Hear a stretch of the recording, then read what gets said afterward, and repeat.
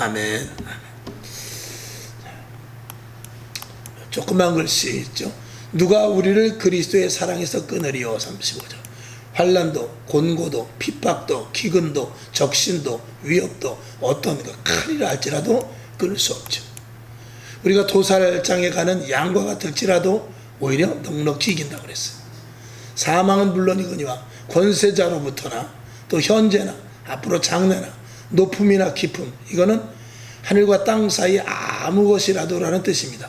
높음이나 깊음 등 아무 피조물이라도 그리스도의 사랑에서 우리를 끊을 수 없다 라고 우리가 오늘 이 말씀을 볼 수 있습니다. 우리는 넉넉히 이기고 또 사랑과 그리스도의 사랑, 하나님의 사랑에서 끊을 수 없다라고 말씀을 하고 있죠. 오늘도 우리는 이 땅에 살아가는 데 있어서 하나님의 말씀을 순종하며 살아가는 자들입니다. 세상 사람들은 자기 자신의 방식과 규칙과 그리고 살아가는 나름대로 자기의 의도가 다 있습니다. 그러나 우리는 하나님의 말씀을 따라가기로 작정한 자들이 오늘도 모여서 예배를 드리는 것입니다. 그런데 이 땅에는 모든 규칙과 방식과 그리고 원칙이 자꾸자꾸 무너져 가고 있습니다. 그래서 법도 바꾸고 규례도 달라지고 그리고 자기네들이 좋은 방식대로 때로는 법 위에 많은 다수의 무리들이 모여서 그 무리가 법인 양 행세하는 그런 일들도 많이 생겨나가고 있습니다. 그래서 법과 원칙이 무너지는 시대라 이렇게들 말씀들을 하고 있죠. 그럼에도 불구하고 우리는 오직 하나님의 말씀에 따라 하나님의 말씀은 변치 않으니 하나님의 말씀을 따라 우리는 끝까지 믿음을 지키면서 말씀을 지켜 그 말씀의 약속대로의 열매를 보면서 살아가는 우리들이 되는 줄로 믿습니다. 사실은 날씨마저도 예측할 수 없는 그런 시대입니다. 그리고 이런 모든 자연 재앙이라든가 이런 것들을 요즘 보면 정말 대혼돈의 시대가 아닐 수밖에 없죠. 그래서 이제는 선악관의 선과 악의 경계도 무너지고 그 좀 전에 말씀을 드린 대로 다수가 그저 옳은 양, 저 다수가 모든 소수를 끌고 가려고 하는 이런 힘의 논리, 또 부패된 권력 이런 것들을 통해서 이 세상이 좌지우지되고 있습니다. 당장 지금 러시아에서 어디입니까? 어디를 침공했죠? 러시아가? 우크라이나를 침공하는 것 우리 상식에 맞지 않지만 그런 힘의 논리에 의하여서 벌어지는 일들이다 라고 옳고 그름을 떠나서 힘의 논리에 의해서 움직이는 것들을 우리가 보게 되죠. 또 우리가 시대적으로 보게 되면 간통이라든지 간음이라든지 또 동성애라든지 이런 무질서와 폭력 또 데모 이런 것들을 우리가 보면은 이런 것들 역시도 다 법을 파괴하는 데까지 이르는 것을 우리가 보게 되고 그리고 많은 무리가 모여서 자기의 정당성을 주장하면서 이상한 논리로 원칙을 지키는 자들이 오히려 손해보는 시대에 살아가고 있습니다. 그러나 우리는 분명한 것은 창세로부터 주님 오시는 그날까지 아니 영원까지 하나님만은 하나님의 법칙대로 이루어져 나가고 있습니다. 그래서 주님께서는 나는 알파와 오메가라고 말씀하셨고 창조하신 분이 멸하실 것입니다. 그리고 창조하신 분이 또 멸한 부분에 대해서도 다시 재건을 하실 것입니다. 그래서 우리는 하나님을 믿는다는 것은 어떤 원칙적인 그 원칙 되시는 분 안에 들어가 있다라는 자부심이 우리에게 있어야 돼요. 그래서 예수를 우리가 믿는 것은 단순히 착한 일을 또 선한 자가 되고 그리고 법과 도덕과 윤리 같은 것을 잘 지켜서 우리가 정말 선한 사람으로 산다는 그런 이전에 우리는 절대자이시며 원칙이시며 그리고 이 땅의 모든 것이 변한다 할지라도 변치 않는 하나님 안에 속해 있다는 자부심까지도 우리가 가질 수 있어야 되고 그것을 닮아야 되는 것이 우리 그리스도인 것입니다. 그러니까 그리스도인들이 변덕이 있으면 안 됩니다. 세상을 시류를 따라가고 환경을 따라가서는 안 되는 것이죠. 이제 그런 것들이 지금 이 시대를 보면서 좋지 않은 환경, 여러 가지 재앙, 그리고 우리 개개인에게 닥치는 여러 가지 환경의 어려움 이런 것들 때문에 하나님만을 바라봐야 되는 우리들이 하나님의 약속을 믿어야 되는 우리들이 끝까지 믿음을 고수하고 내가 당장 욥과 같은 어려움이 있다 할지라도, 사도 바울과 같이 옥에가 치는 일이 있다 할지라도, 애무의 요셉과 같이 옥에가 치는 일이 있다 할지라도 변치 않는 믿음을 우리가 가져야 되는데, 그 믿음이라는 것이 약하기 때문에, 그 믿음이라는 부분이 허약하기 때문에 우리가 자꾸 흔들려 세상 방식을 따라가게 되고 환경과 조건에 살아가는 일들이 우리에게 생기게 되는 것이죠. 하나님은 예수 그리스도를 통하여서 우리의 모든 죄를 담당하시는 그 원칙을 세우셔서 십자가에 못 박혀 죽으셨습니다. 그것은 구약의 모든 선지자들로 말미암아 약속하신 예언입니다. 그 약속하신 예언이 그대로 예수 그리스도께서 제물이 되셔서 죽으셨고, 그리고 죽으신 이후에 부활까지도 하나님께서 약속하신 대로 부활하셨고, 그리고 다시 오신다는 약속만 지금 남겨놓고 있는 것입니다. 그 약속과 더불어 우리는 영원한 저 하늘에 있는 새 예루살렘과 그 새 나라에서, 새 하늘과 새 땅에서 우리는 살게 될 것을 약속으로 믿고 사는 자들입니다.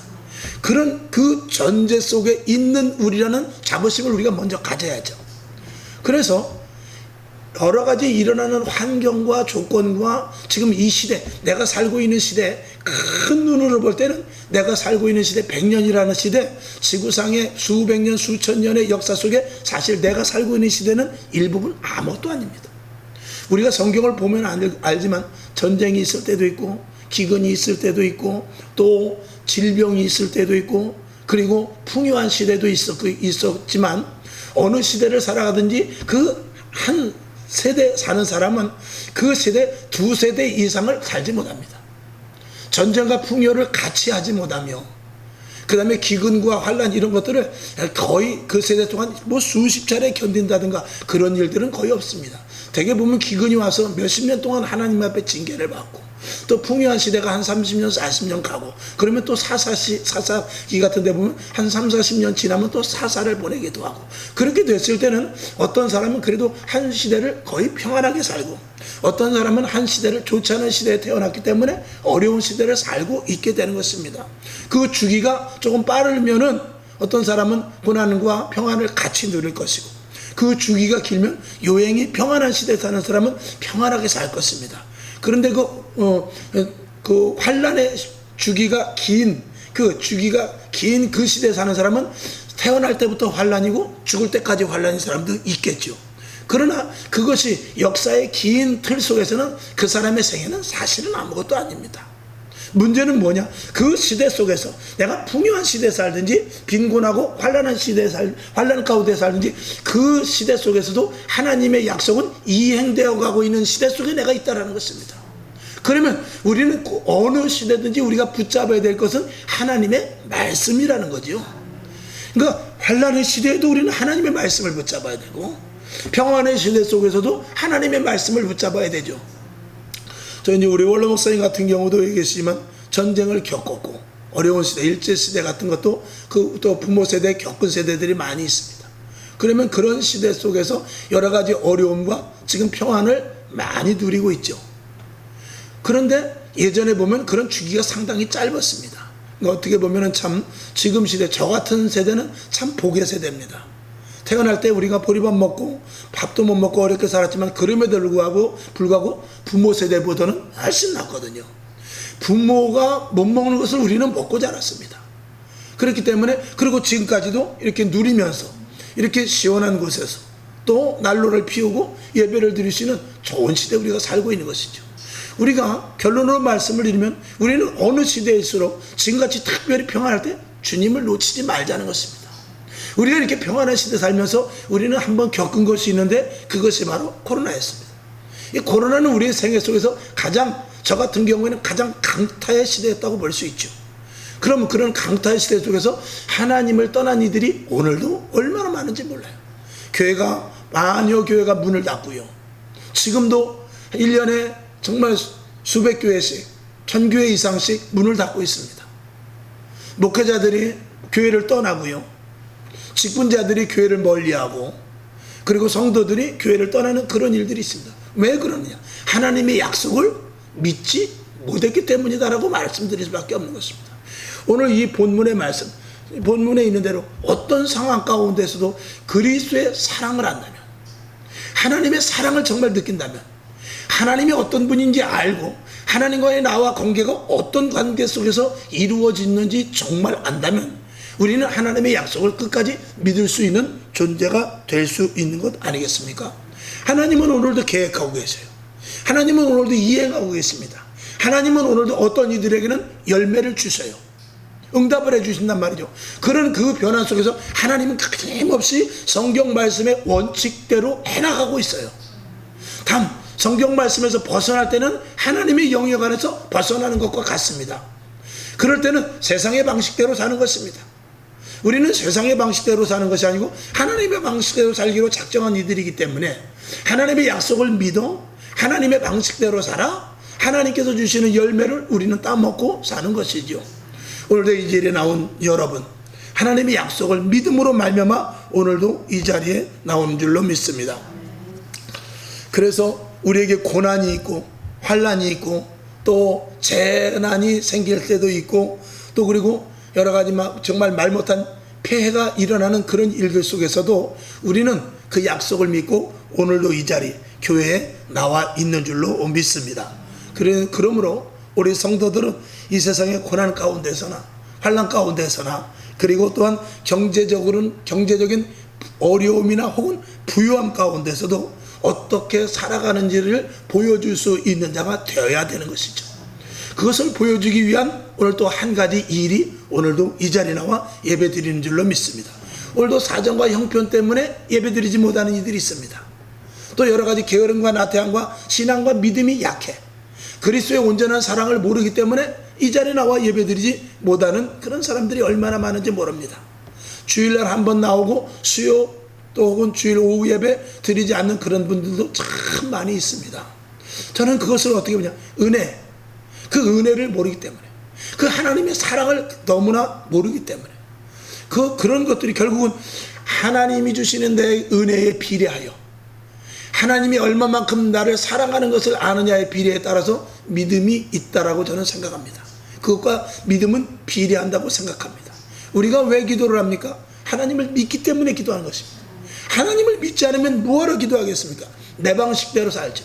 그래서 종교적인 생활을 하면서 내 마음의 약간의 평안함을 누리기 위해서 우리가 좀 좋은 말씀 듣고 그리고 교회 가면 좀 사람들이 그래도 선하니까 그런 사람들과 좀 친하자 하면서 그냥 나의 어떤 도덕적인 그 의를 위하여 살아가는 하나의 종교인이 될 수도 있습니다. 그러나 우리가 교회에 나오는 이유는 절대로 그런 것은 아니죠. 당장 코로나 속에서도 많은 사람들이 실패했다고 말씀을 드렸습니다. 교회가 문을 닫았다고 말씀을 드렸습니다. 자, 그런 가운데 살아난 우리들, 할렐루야.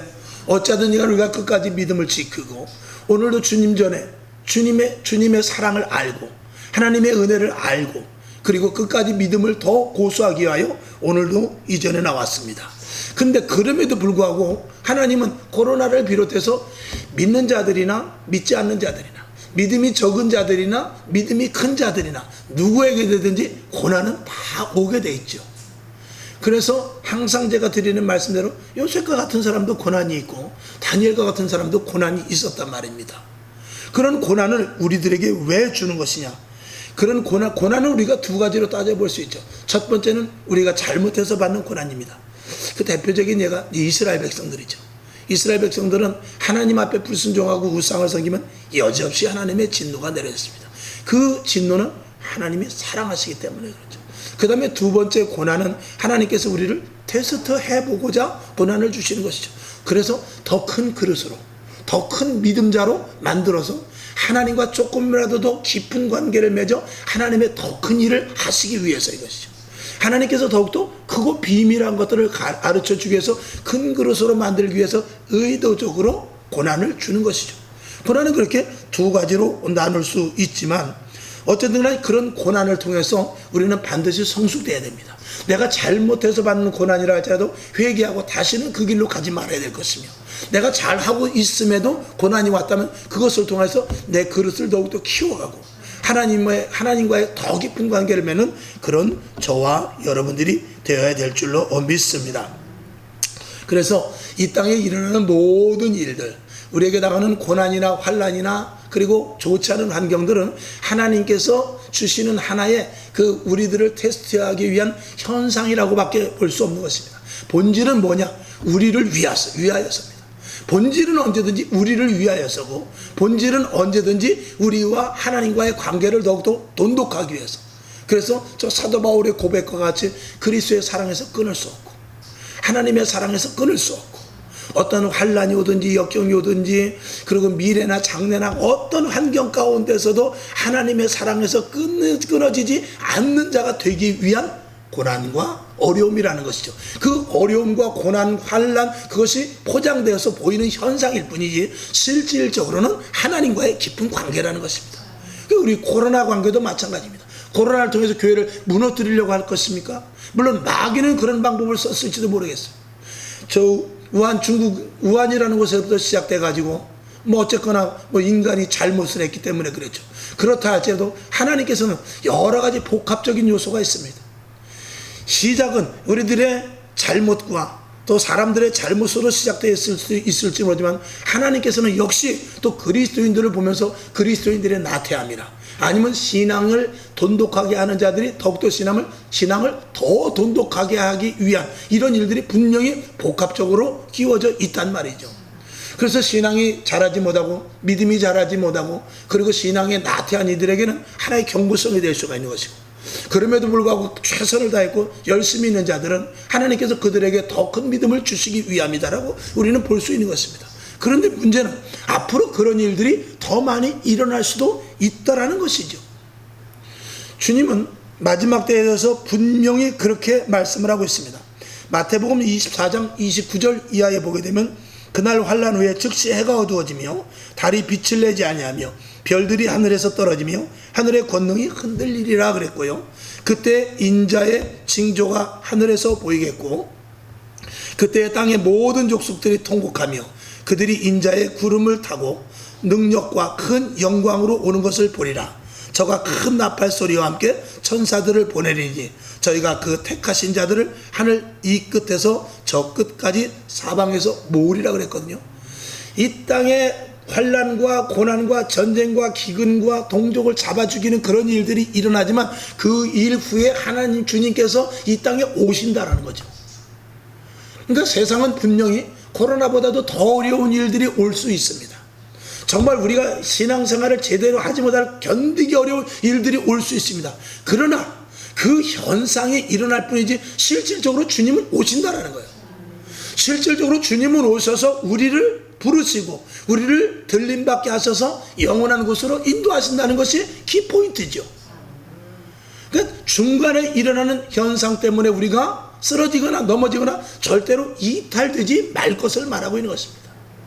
우리는 그것을 위해서 오늘 사도 바울의 고백 속에서 어떻게 하면 그리스도의 사랑, 어떻게 하면 하나님의 은혜, 그리고 주님과의 깊은 관계를 갖는 믿음을 가져야 될 것인가를 우리가 생각해 봐야 되는 것이죠. 그것이 바로 예배와 기도인 것입니다.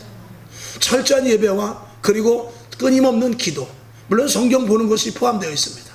하나님의 말씀을 우리가 100% 믿어, 말씀을 우리가 음미하고 또 말씀을 순종하고 또 말씀에 대해서 우리가 또 불송이와 같이 달아지는 그 말씀을 통해서 깨닫고, 이런 것들과 병행해서 우리가 기도하여서 환난과 고난과 태풍과 같은 여러 가지 보여지는 보여지는 현상 속에서 정말 하나님의 약속을 끝까지 믿을 수 있는 믿음이 우리 속에 자리 잡아야 된다, 그 말입니다. 이것이 이 시대에 우리에게 가장 필요한 것이죠. 세상은 겉보기에는 참 편안합니다. 겉보기에는 지금도요, 아파트가 높이 올라가고, 지금도 테마파크니 또 놀이동산이니 또 아름다운 호수, 요즘은 아파트를 줘도 아파트만 짓지 않고요, 지하주차장으로 다 집어넣고 1층은 테니스장, 분수 이런 것들을 만들어 놓고, 얼마나 살기 좋은 환경. 바깥에 나가서도 보일러를 다 제어하고 냉장고도 끄고 다 합니다. 우리 집에도 짱구가 하나가 있어요. 짱구야 테레비 켜라 그러면 짱구가 테레비를 다 켜더라고요. 그 정도로 정말 멋진 생활을 하고 있어요. 그러나 그 속에 겉으로는 화려한 불빛과 아름다운 미래를 있는 것 같지만 그 속에는 분쟁과 파경이 있고요, 분노와 질투가 있고 싸움과 결별이 있고 비통과 좌절이 있으며 슬픔과 저주가 있어요. 절망이 있고 그리고 그런 것들이 계속해서 보이지 않는 속에서 엄습하고 있단 말입니다. 그런 가운데 또 한편으로는 그런 정말 화려한 속에서 우리에게 엄습해오는 그 좋지 않은 또 보이지 않는 환경, 그런 것들로 해서 교회가 문을 닫고 성도들이 지금도 보이지 않게 교회에서 이탈되고 그리고 복음의 본질이 흐려지는 그런 일들이 있는데 우리는 끝까지 약속을 지켜야 될 것을 이야기하고 있는 것입니다. 그것을 위해서 우리가 더 기도하는 것이죠. 더 말씀에 충실하는 것이죠. 그리고 더 예배에 집중하고 부족한 자이지만 오늘도 말씀을 전할 때 정말 하나님의 말씀이 가감없이 10년 전에 제가 목사 한 수 받고 20년 전에 목사 한 수 받고 10년 전에 설교했던 것과 동일선상에서의 복음이 선포돼야지. 이게 변질이 되면서 세상 시류를 따라가는 복음이 된다. 복음 아닌 가짜 복음이 된다면 큰일 난다 이 말이죠. 그러면 나도 죽고 여러분도 죽고 결국 교회는 유지되어 있을지 모르지만 결국은 그 교회는 하나님이 기뻐하시는 마지막 최후까지 있는 교회가 될 수 없다는 것입니다. 저도 가끔 말씀을 드리지만 가만히 그냥 여러분 저녁 기도할 필요 없고 새벽 예배 드릴 필요 없고 그저 여러분들이 그저 성도들이 따박따박 11조나 내고 절기헌금 내고 그리고 주일헌금 내고 그래서 교회가 유지되면 누이 좋고 매부 좋고 편하고 저도 좋습니다. 그렇게만 해도 교회는 어차피 같은 방식으로 세상 말로 굴러갈 수 있어요. 기도 안 하나 똑같은 숫자로 똑같은 방식으로 굴러갈 수 있단 말입니다. 그러나 그 이면은 전혀 다르지요.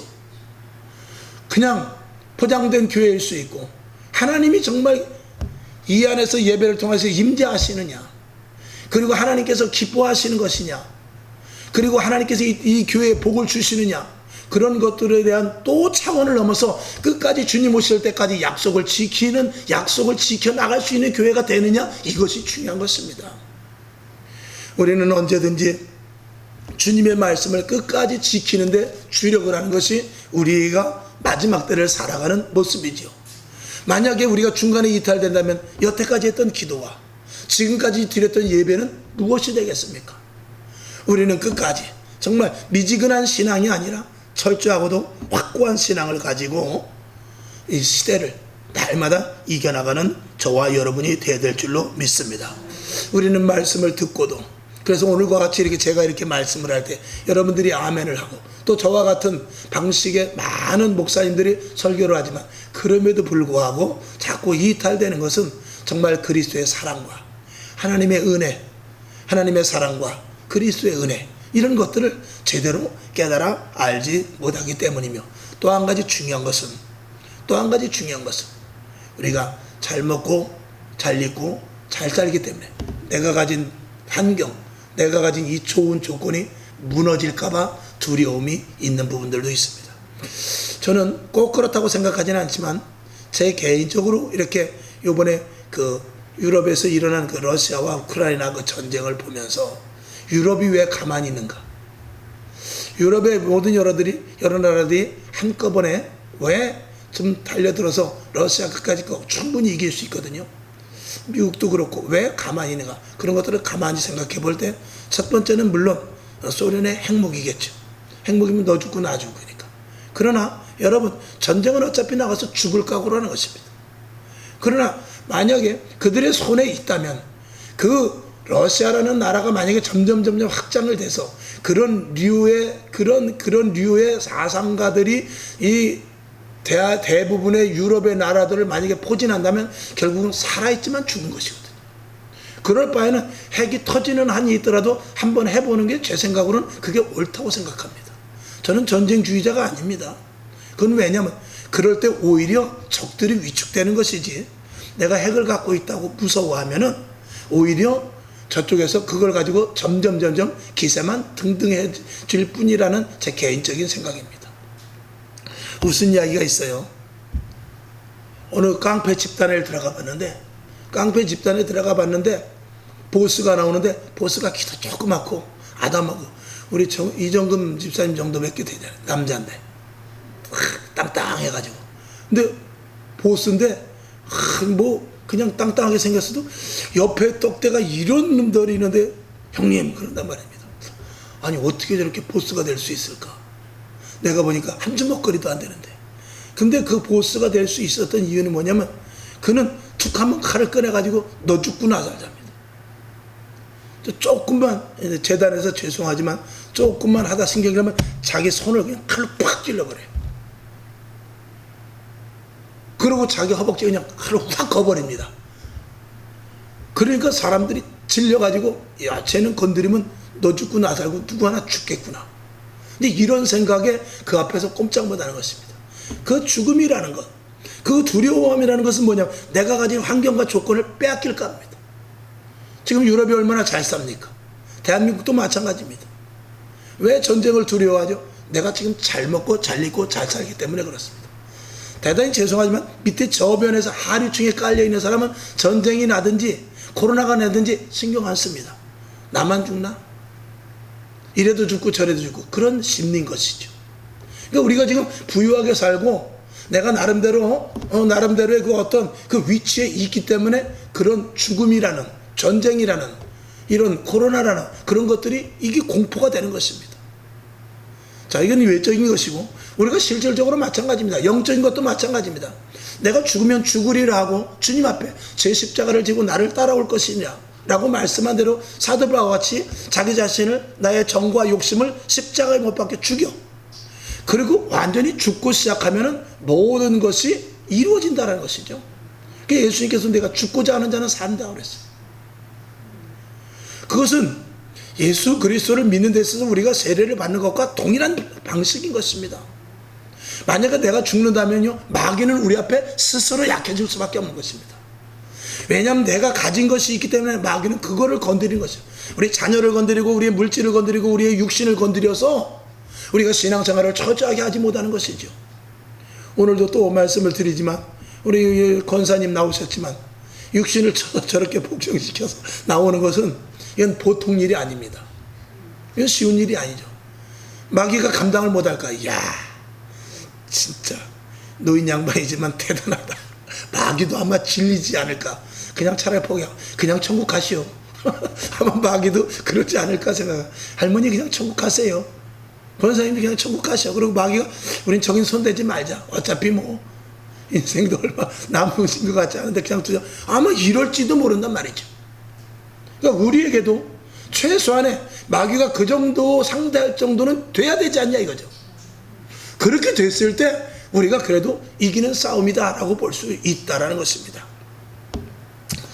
세상은 끊임없이 변합니다. 아니 자꾸 변화를 시켜버립니다. 그래서 우리의 신앙과 믿음을 요동치게 하는 것이죠. 그것은 눈에 보이는 현상입니다.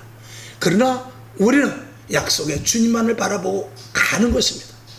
오늘이라도 오실지 모를 주님, 내 생에 오시지 않는다 할지라도 내가 언제 주님을 만날지 모르는데 주님을 만났을 때 내가 어여시 지금 있는 자리에서 무엇을 하다가 왔을까 했을 때 내가 죽을 그 당시의 그 믿음. 우리가 제가 한번 예화로 말씀을 드렸습니다만 군인을 제대할 때 우리 여기 이제 장로님이 지금 이제 다른 데 가 계시지만 그 장로님이 하사로 이제 제대를 했습니다. 그러니까 항상 바깥에서도 뭐라고요? 이하사 그래요. 여러분 소령으로 제대하면요 세상에 나가서도 김소령 이소령 그래요. 그것과 마찬가지로 이 사람은 그 무엇으로 제대했느냐에 따라서 세상에서 거의 그렇게 부르더라고요. 저도 신학교에서 뭐 3학년 때 그 총회장 했다고 그래가지고 우리 동기들 그 신학교 동기들만은 꼭 저만 목사님이라고 안 그래. 회장님 꼭 그래. 그게 학교 다닐 때 배에 있어가지고 회장님 요새 잘 계세요. 그렇게 전화를 해도 꼭 그렇게 해요. 회장님 잘 계시죠? 그게 이제 배가지고. 그건 뭐냐 무슨 말씀을 드리냐면 저와 여러분이 하나님 앞에 갔을 때 이왕이면 가장 충만했을 때 가자 이거예요. 그래서 저 사람이 뭐 하다 왔는가 했을 때 마지막 때 컷이 중요하지 않습니까? 여러분 퇴직금을 타서 3개월 잘해야 퇴직금 많이 타지 않습니까? 지금은 뭐 그렇지 않다고 그러대. 그런 의미로 제가 말씀을 드리는 거예요. 여러분 오늘 주님 오실 때 내가 피곤한 상태가 되지 말아야 돼요. 영적으로. 오늘 주님을 만났을 때 내가 영적으로 하얀 곡선을 그을 때 가능하면 만나지 말아야 돼요. 오늘 주님을 만난다가 했을 때 내가 하나님 기뻐하시지 않는 자리에 있을 때 주님을 만나지 말기를 축원합니다. 이건 굉장히 중요한 것입니다. 그래서 우리는 교회에 있을 때 주님을 만나면 좋지만 집에 있을 때라도 우리는 그래서 성경 보고 말씀을 보면서 또 우리가 설거지를 해도 할렐루야 주여 하나님 감사합니다 찬양이 나오고 직장에서든지 가정에서든지 어디 있든지 간에 늘 하나님께 이 촉을 세우고 촉각을 세우고 있는 것, 이것이 중요하다는 것을 말씀을 드리는 것이죠. 히브리서 11장 8절을 보면 믿음으로 아브라함은 부르심을 받았을 때에 순종하여 장래 기업으로 받을 땅에 나아갈새 갈 바를 알지 못하고 나갔으며 그랬습니다. 갈 바를 알지 못해. 그러니까 지금 주어진 앞에 있는 내 앞에 어떤 길이 있을지 그거는 관계없습니다. 분명히 도착해 하실 분이 하나님이라는 것을 믿고 나갔죠. 오늘도 마찬가지지 않습니까? 지금 일어나는 환경과 조건이 문제가 아니라 오실 주님을 우리는 믿고 약속을 믿고 우리는 신앙생활을 하는 거예요. 하나님께서 우리에게 구원을 주셨으면 그걸 믿고 신앙생활을 하는 것입니다. 영원한 천국이 있다는 것을 믿고 신앙생활을 하는 것입니다. 오늘 주님 오신다 할지라도 우리는 들림받는다는 확고한 믿음을 가지고 오늘 신앙생활을 하고 있는 것입니다. 그렇기 때문에 고난이 우리를 막지 못하며 환경이 우리를 넘어뜨리지 못하고 그리고 고통과 여러 가지 좋지 않은 악재가 있다 할지라도 슬픔과 분노와 나를 넘어뜨리는 것이 있다 할지라도 그것이 내가 영원한 그 약속의 목표를 가는 데 있어서 방해거리가 되지는 않는단 말이죠.